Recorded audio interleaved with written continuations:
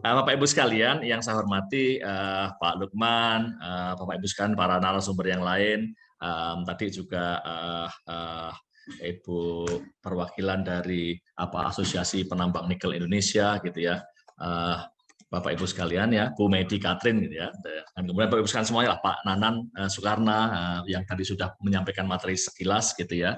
Nah, Bapak Ibu sekalian, izinkanlah saya berbagi.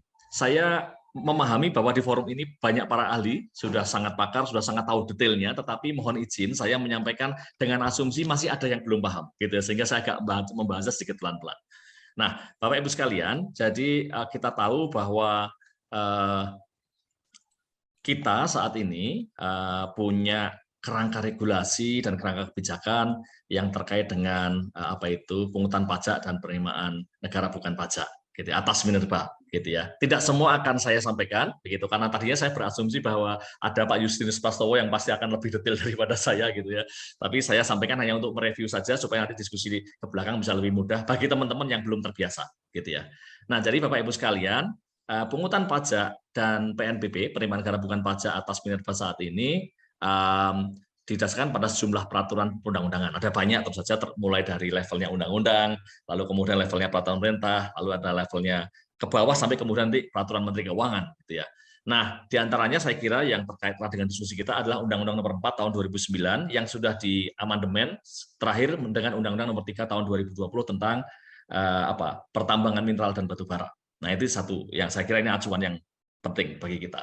Kedua, gitu ya, ada peraturan pemerintah nomor 37 tahun 2018 tentang perlakuan perpajakan dan atau penerimaan negara bukan pajak di bidang usaha pertambangan mineral. Tuh. Lalu kemudian yang berikutnya peraturan pemerintah nomor 81 tahun 2011 tentang jenis dan tarif atas jenis PNBP yang berlaku pada Kementerian SDM. Walaupun ini mungkin bukan bagian utama cerita, tetapi tetap harus saya sebutkan supaya karena memang terkait dengan ini. Nah, yang terakhir ya, peraturan pemerintah nomor 15 tahun 2022 yang baru disahkan beberapa bulan lalu di bulan April ya, tentang perlakuan perpajakan dan atau penerimaan negara bukan pajak di bidang usaha pertambangan batu bara. Nah, baik Bapak Ibu sekalian. Singkat kata singkat cerita, ada beberapa poin penting di sana yang mungkin bisa saya sampaikan, terutama bagi yang masih newbie gitu ya di forum ini. Kalau yang udah expert ini mah udah hafal gitu ya. Ya udah ahli, udah hafal apa bapaknya ngomongin apa sih nih, ngomongin lagi gitu, udah tahu gitu. Tapi nggak apa ya. Jadi Bapak Ibu sekalian, gitu ya. Pada dasarnya para pengusaha di sektor mineral, para pengusaha pertambangan mineral dan batu bara ini akan menghadapi berbagai macam pungutan, gitu ya. Nah, pungutannya apa saja sih sesuai dengan undang-undang tadi dan sesuai dengan peraturan pemerintah yang tadi sudah saya sebutkan, gitu ya. Yang pertama saja adalah pungutan pajak penghasilan, gitu ya. Jadi pungutan pajak penghasilan yang itu mencakup baik penghasilan dari usaha maupun penghasilan dari luar usaha, gitu ya, Bapak Ibu sekalian. Ini harusnya saya kesinikan ini harusnya. Mohon maaf. Nah, biar nggak membingungkan. Nah, ini jadi yang pertama adalah pajak penghasilan terus saja. Tadi sudah disampaikan oleh Bu Katrin, ya tentang ini disebut-sebut beliau tadi misalnya ini sebenarnya. Yang kedua adalah sumbangan dan atau biaya di bidang usaha pertambangan mineral. Ini macam-macam nih. Ada macam-macam sumbangan yang bisa diberikan oleh pengusaha mineral dan batu bara. Ada sumbangan dalam rangka penanggulangan bencana nasional, ada sumbangan dalam rangka penelitian dan pengembangan, ada sumbangan fasilitas pendidikan, ada sumbangan dalam rangka bina olahraga, ada biaya pembangunan infrastruktur sosial. Yang ini sebenarnya nanti kalau di dalam undang-undang itu, di dalam peraturan pemerintah itu juga ditetapkan bahwa ini ada kaitannya dengan pajak penghasilan yang harus dibayar. Tapi oke, prinsipnya adalah ini bagian dari yang harus dibayar oleh para pengusaha, gitu ya. Nah, berikutnya ada lagi pungutan iuran tetap sesuai dengan ketentuan peraturan perundang-undangan di bidang PNBP pada Kementerian SDM. Tadi sudah saya sebutkan di atas aturannya. Lalu juga ada pungutan iuran produksi atau royalti sesuai dengan ketentuan peraturan perundang-undangan tentang PNBP pada Kementerian SDM. Dan yang terakhir adalah pungutan pemanfaatan barang milik negara ex PKP 2B dari hasil produksi per ton dihitung berdasarkan formula 0,2 T% dikalikan harga. Nah, Bapak Ibu sekalian, ini pada konteks mineral. Pada konteks batu bara kurang lebih juga sama ceritanya, gitu ya. Jadi ada pungutan pajak penghasilan yang mencakup penghasilan dari usaha pertambangan batu bara dan juga penghasilan dari luar usaha pertambangan batu bara dengan nama dan bentuk apapun, gitu ya. Lalu kemudian kalau mau nanti dilihat secara detail ya, besarnya penghasilan kena pajak itu kan dengan penghasilan bruto yang menjadi objek pajak dikurangi biaya macam-macam, gitu ya. Nah, mungkin nggak perlu saya sebutkan semuanya. Nah, kemudian sekali lagi ada juga sumbangan-sumbangan, gitu ya, sumbangan-sumbangan gitu. Memang kalau kita lihat peraturan perintahnya itu agak mirip, polanya juga mirip gitu. Sehingga nanti kalau Bapak Ibu temukan di sini kok ya mirip juga gitu ya poin-poinnya. Tapi nggak sama persis, nanti ada yang berbeda. Nah, pungutan lain juga kurang lebih sama, tetapi saya kira ini yang lebih penting.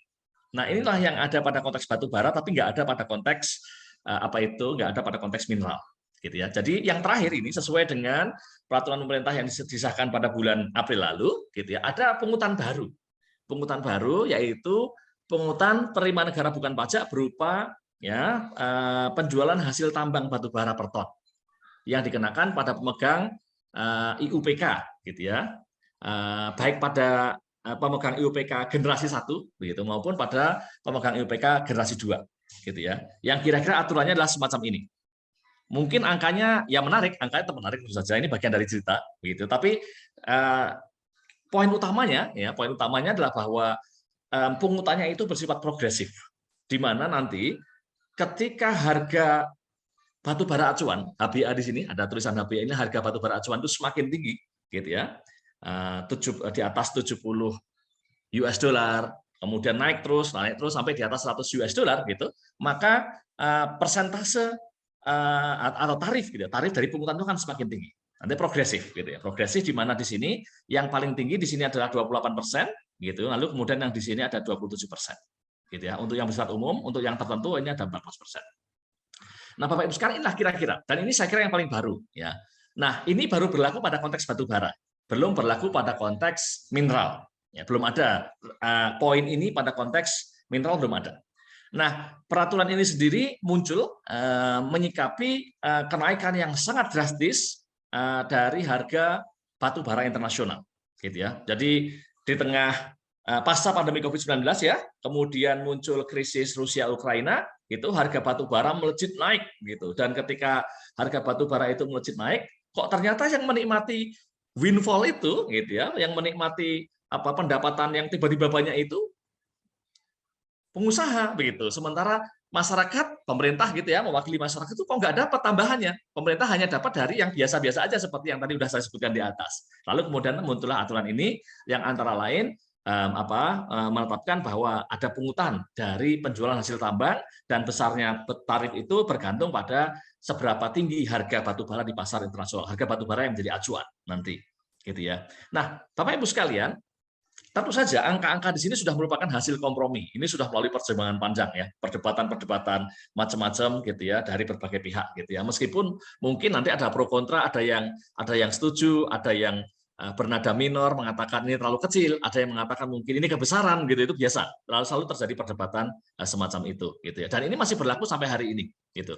Baik Bapak Ibu sekalian, supaya saya tidak terlalu panjang, sesudah saya menyampaikan ini saya akan sampai ke poin yang berikutnya, yaitu tentang apa sih dari semua ini gitu ya, dari semua ini, dan sesuai juga pertanyaan dari panitia, apakah pajak dan PNBP untuk pertambangan minerba ini memberatkan pengusaha begitu ya. Gitu. Jadi saya akan coba jawab dengan beberapa poin singkat. Oh, Bapak Ibu sekalian, lupa saya sedikit ya. Ini sedikit review lah karena saya background-nya kebetulan ekonom, saya sampaikan ini. Ini seperti apa sih realisasi penerimaan negara terkait dengan itu semua tadi. Gitu ya. Jadi Bapak Ibu sekalian memberlakukan peraturan perundang-undangan tentang perlakuan perpajakan dan PNBP untuk bidang usaha pertambangan minerba tadi tentu saja berkontribusi pada peningkatan hasil penerimaan negara. Sebagai contoh ini kalau kita lihat di APBN, gitu ya, ini pertambangan batu bara ini, nah, realisasi penerimaan negara dari pertambangan batu bara ini itu meningkat drastis nih.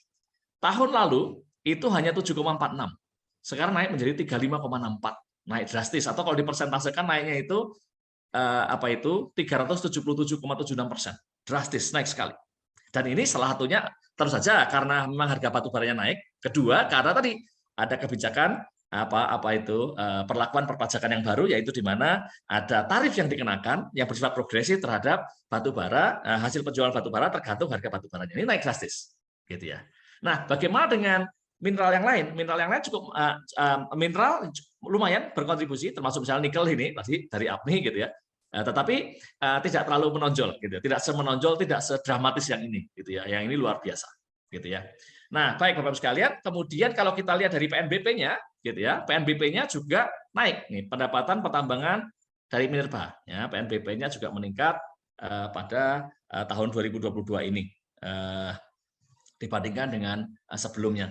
Jadi kalau tahun lalu itu setahun itu 28, gitu ya, miliar. 28 satuannya iya 28 triliun, mohon maaf ya, miliar ya, 28 Nah, ini bacanya kan berarti 28 triliun, 28.000 miliar ya, 28 triliun.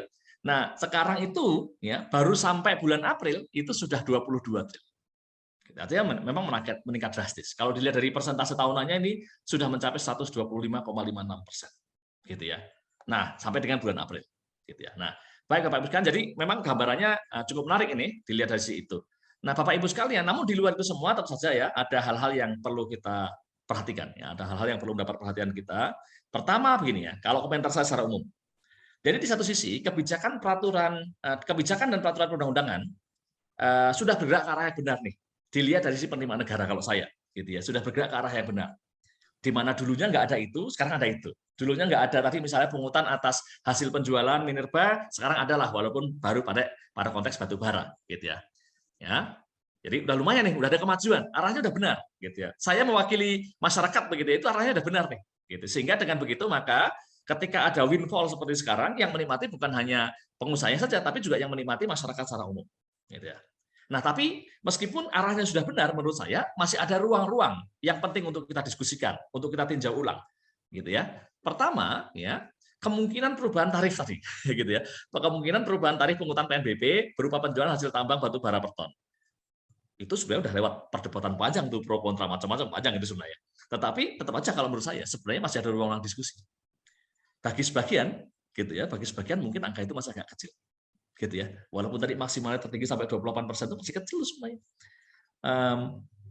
Bagi sebagian mungkin menggunakan kata lu, kalau gitu nanti pengusahanya rugi dong, gitu ya. Kalau menurut saya itu bukan soal rugi. Konteksnya di sini adalah berbagi keuntungan, karena nggak ada ruginya di situ sebenarnya. Semua masih untung itu, gitu ya. Gitu ya. Jadi itu yang pertama. Jadi mungkin ke depan, gitu ya, ke depan. Walaupun kita nggak tahu kapan lagi ada windfall seperti sekarang kan, gitu. Windfall ini kan terjadi karena krisis Rusia Ukraina. Kita juga nggak berharap ada krisis semacam itu, kita nggak berharap ada perang lagi. Tapi kalau ke depan terjadi hal seperti ini, mestinya kalau cuma 28% itu masih terlalu kecil. Gitu. Kita masih bisa berharap lebih tinggi. Dan itu nggak ada kata rugi di situ. Ini hanya soal dapat banyak banget atau banyak terus dibagi ya gitu aja. Itu yang pertama ya, kemudian perubahan tarif pungutan. Gitu. Saya kira nanti kalau kita belajar pada kasus kelapa sawit misalnya, oh di kelapa sawit jauh lebih tinggi daripada di sini. Gitu. Nah, padahal gitu ya, padahal mungkin kalau orang awam akan melihat bahwa ketika kelapa sawit itu hasil CPO ya, CPO itu naik harganya, penjualannya naik begitu, itu mungkin marginal cost-nya akan naik. Sementara kalau batu bara mungkin marginal cost-nya nggak terlalu naik. Karena beda, batu bara ini kan dia lebih pada pertambangan, itu pun sifatnya ekstraktif ya, nggak banyak diolah terus, nggak diolah banyak, ya cuma dikero aja gitu kan, kalau pakai bahasa yang sederhana gitu. Nah sementara CPO masih ada pengolahannya macam-macam yang mungkin juga akan sedikit naik harganya. Nah tapi ternyata pungutan semacam di CPO lebih gede daripada di batu bara. Kedua, Bapak Ibu sekalian, kemungkinan berlakuan pungutan PNBP semacam ini, tapi pada hasil tambang, tapi pada mineral lain selain batu bara, pada mineral selain batu bara maksud saya. Nah, terutama untuk ke depan ya, untuk antisipasi jika suatu saat ada windfall semacam. Gitu ya. Sekarang sih windfall-nya nggak tahu terasa ya karena untuk komoditas mineral ini. Tapi saya kira logika berpikir dari aturan ini bagus. Gitu ya. Logika berpikir dari aturan itu bagus dan mungkin bisa juga kita pikirkan untuk diterapkan pada kasus mineral yang lain. Nah, yang ketiga, Bapak Ibu sekalian, saya sepakat sekali tadi sudah disampaikan bahwa apa itu kita juga harus melihat dong, seperti kata Bu Katrin, kita juga harus melihat dong bagaimana sih kesejahteraan dari masyarakat di desa tambang. Betulkah pungutan-pungutan yang selama ini ditarik dari pengusaha tambang itu benar membawa kesejahteraan pada mereka? Pengusahanya udah bayar nih macam-macam pungutan, udah ngasih sumbangan. Ternyata kemudian masyarakat di sekitar nggak tambah sejahtera. Pertanyaan itu salah siapa? Gitu ya.